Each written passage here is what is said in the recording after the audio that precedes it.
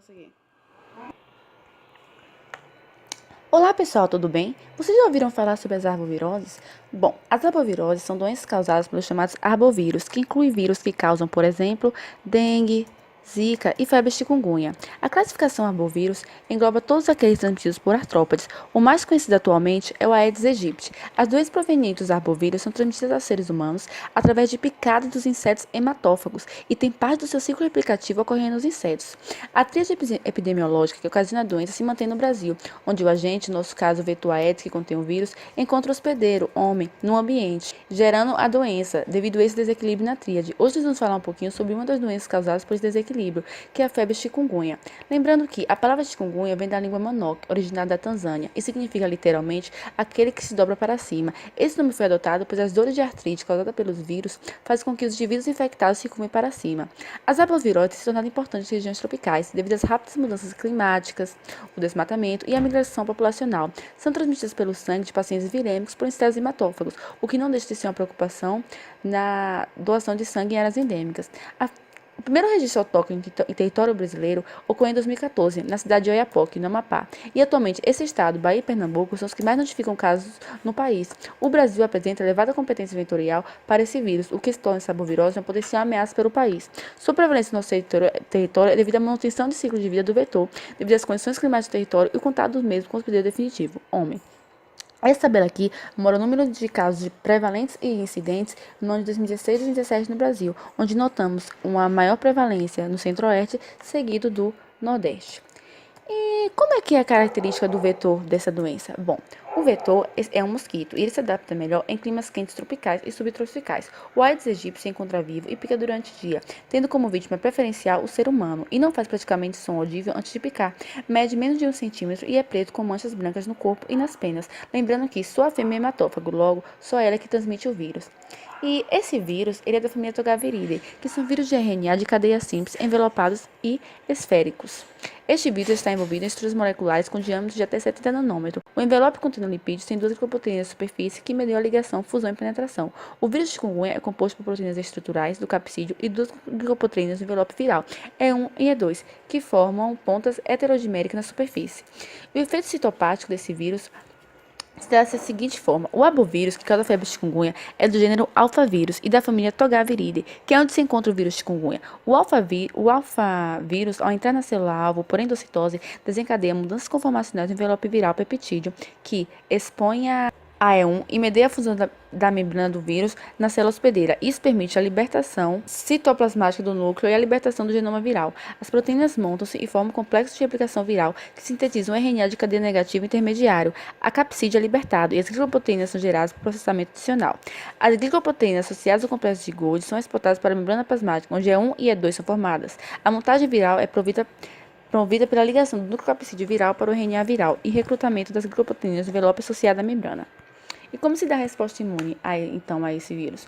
Bom, a infecção ocorre através de mosquitos infectados. O vírus é eliminado pelo sistema imunológico, mas a artrite ou comprometimento do sistema nervoso central pode persistir por semanas. Os anticorpos são importantes na recuperação e resistência, e as respostas das células T também estão envolvidas. A variabilidade muito ampla dos sintomas é devido a variações na resposta imune individuais de cada paciente.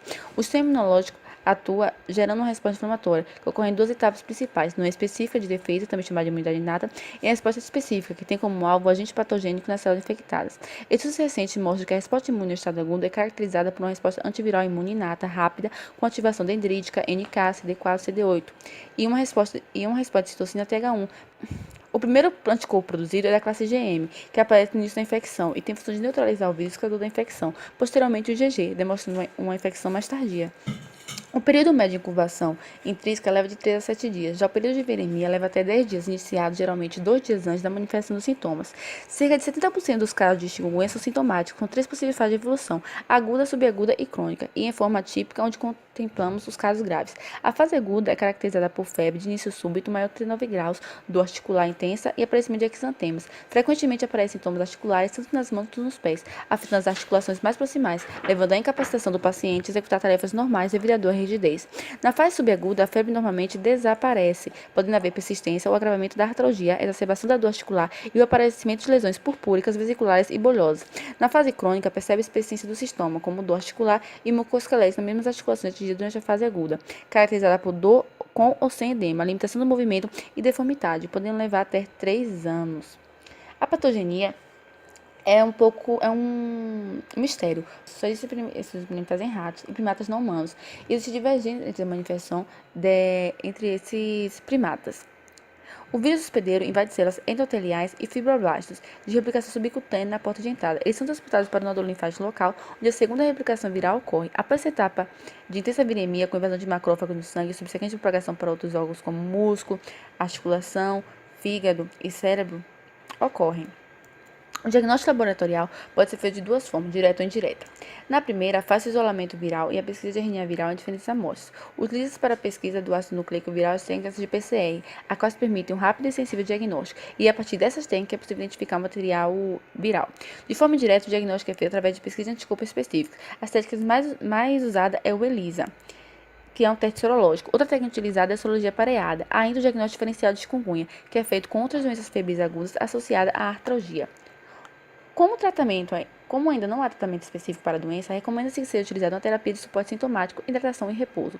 Deve-se utilizar compressas frias como medida analgésica e hidratação oral com injeção de 2 litros de água em um período de 24 horas. O repouso também é recomendado nesses casos, pois possui efeito protetor contra a evolução para a fase subaguda. Alguns medicamentos, como anti-inflamatórios não esteroides, devem ser evitados na fase aguda da doença, pois podem aumentar o risco de complicações renais e sangramento nesses pacientes. Corticosteroides e aspirinas também são contraindicados. Então, como é que previne a chikungunya?